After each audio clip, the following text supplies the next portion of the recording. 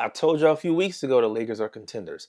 I was saying this when they got DFS, right? Back before, they even got Luca. I knew the DFS was going to be huge for the defense and how they were rotating, how they were playing together, right? Early on in January, when Anthony Davis went out with his injury, before trades even happened, we saw the Laker defense kind of start to shift. They were playing faster, just stronger. They were playing better together. It was an amazing start. Them adding in Luca to that, just incredible. It's time for the sports world to just accept that the Lakers are here. The Lakers are here. It's been weeks since the team has scored more than 102 points on the Lakers. Like, they just shut the Clippers down for like 7 minutes straight. They couldn't score a bucket.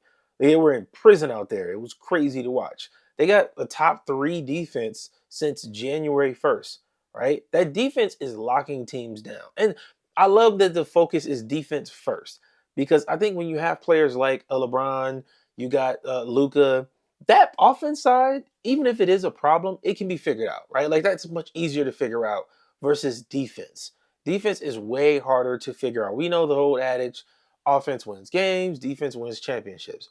I think it's that way because defense takes so long to mesh together. Like, I can be a great defender, but if I'm playing with four other guys, we have to all be good defenders together. It's not just about me playing defense by myself.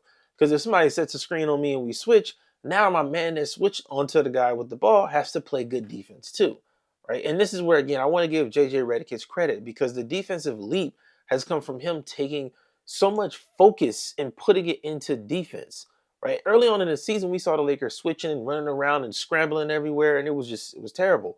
Now, if they do switch, it's like, okay, you switch to get your big man in the post. Now we're going to front the post and then have backside help. Like, little things like that that I'm pretty sure the average fan isn't even paying attention to. That's what makes your defense so good. Because a lot of these guys that are trying to pass the ball into the post to the big man, they're not good enough to score on their own. They can't go and create a shot. So when they get that switch and big man is in the post and they're trying to throw the ball down to him, you can't get it there. So now you got to shoot. And guess what? The shot clock is at 8. So then they chuck up a bad shot. Boom, you get the rebound, off to the lane for an easy bucket. Once you do that 3 or 4 times, you look up at the scoreboard and the lead is 15. It's like, what the hell?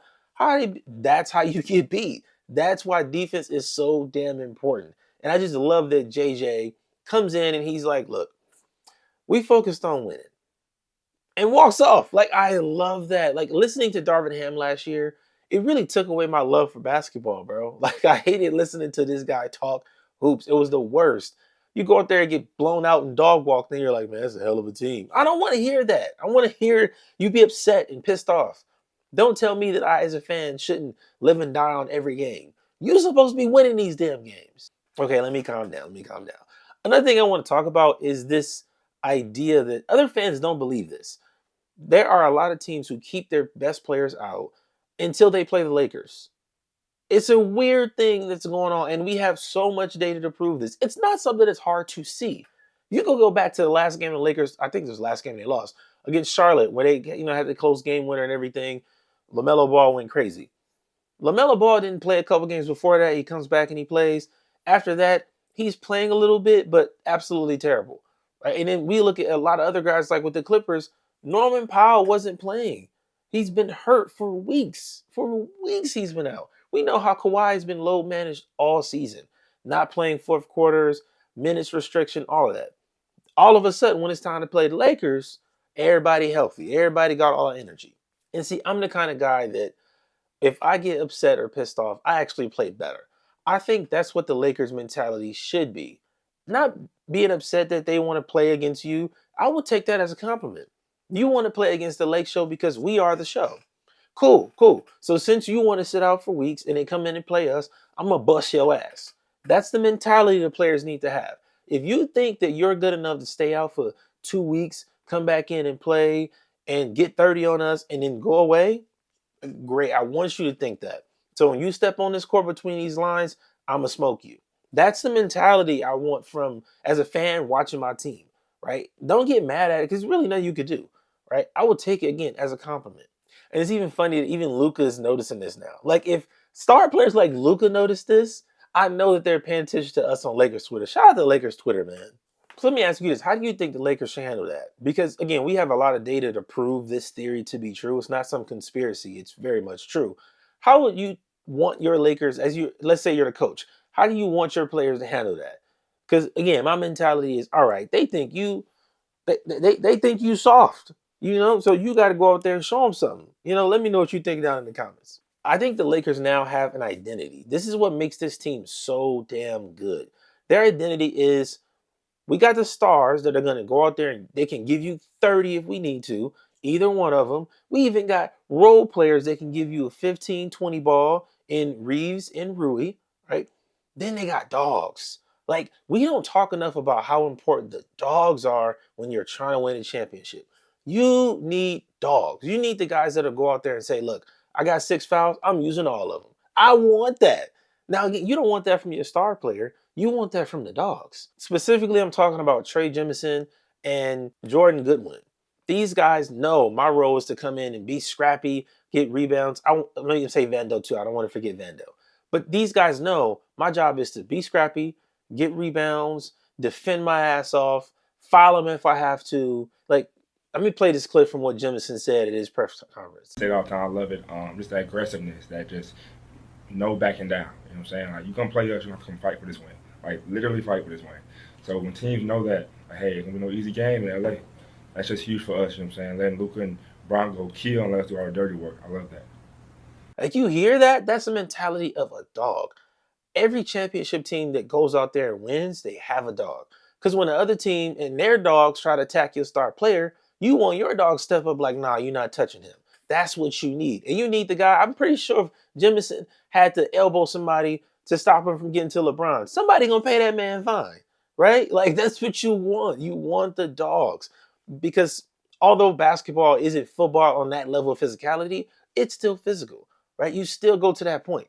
So you need a guy like Jemison who is willing to sacrifice his body, go in there and throw himself around. Jordan Goodwin is like, I will guard anybody. Vandos, I will guard anybody. I don't care how good you think you are, how tall you are, how short you are. I'm locking up.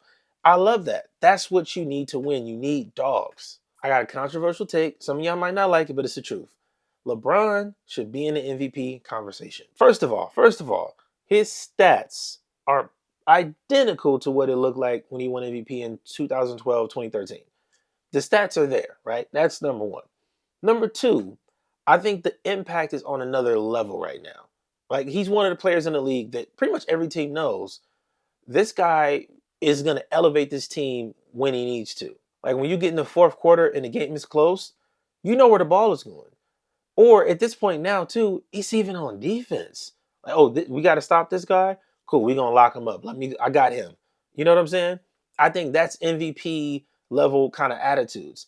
I'm not gonna throw the age in there because I don't think that, although it should be a benefit, it's not. I don't want to use that as one of my talking points, but like that's crazy at 40. It's crazy. But again, we got the stats. The numbers are there. The numbers are there. But I think more importantly, the impact on winning from the beginning of the game, setting a tone, whether it's passing the ball, playing hard defense, getting a tough rebounds. Like, he's going to guard the other team's center if he has to, right? Like, that's what I think an MVP is. And I think sometimes we get too off the rails on what an MVP is, on the guy that has the most numbers or the most triple doubles and stuff. And I don't think that that's all that matters. The stats matter, but it can't be the only thing that matters. I think the impact that you have on winning is very, very significant to your MVP level, right? If you're not really impacting winning, you just go out there and get numbers. It's like, okay, cool. Like, you can get garbage time buckets and your team still be losing. You can be at the bottom of the standings and you have really good numbers. We see that from players all the time. But the impact on winning, I think, is what's separating LeBron right now. That adjustment from I'm ball dominant, I'm number one, I got to do this and that too. Okay, I don't have the ball all the time. I don't have to run all the offense nonstop. I'm going to play harder on defense. I'm going to rebound harder. I'm in the passing lanes, tapping pass. Like, that level of engagement, it's insane. And also, like, I also believe that LeBron belongs in the MVP conversation because a lot of other guys we're talking about for MVP don't play defense. Just saying, if we gonna compare LeBron to Jokic right now, Jokic is playing the worst defense. Like, horrible. He's not even trying. Like, when I say not trying, I'm not exaggerating. I mean, he's literally not trying to play defense. He's just standing there watching the game on defense. All his energy is on offense. But if you make him go out there and play on the perimeter and switch and stuff, you get an easy bucket. I think SGA plays a lot of defense, but I also believe that he gets to foul a lot. His entire team gets to foul a lot. And we not really paying attention to that. They already at the top of the league in fouls, but like if you watch their game, you'll see just how like overly aggressive they're allowed to be. Hands on, hand checking. Like when they close out, it's super aggressive in the closeout area. All of it. Like they get away with a lot in OKC, a whole lot. So what do you guys think, man? Do you think the Lakers are in contention to come out of the West? I think they are. I think the Lakers are in that conversation because of everything meshing so well at the perfect time of the season. The coaching is on point, the role players are there, the star players are there. Like it's flowing amazingly right now. Like when Reeves and Rui were out, I was like, man, I want to see what this team looks like. And then they go out there and win. And not only do they win, again, the Clippers had like a 7-minute run where they couldn't score. Like nothing was going in. They were getting shots, but it was just too much hard nosed defense. When you play like that and you're missing starters, listen, man, that's a good team. That is a high quality team. That's a contender. So let me know what you think down in the comments below. Thanks for tuning in. I'll see you next time.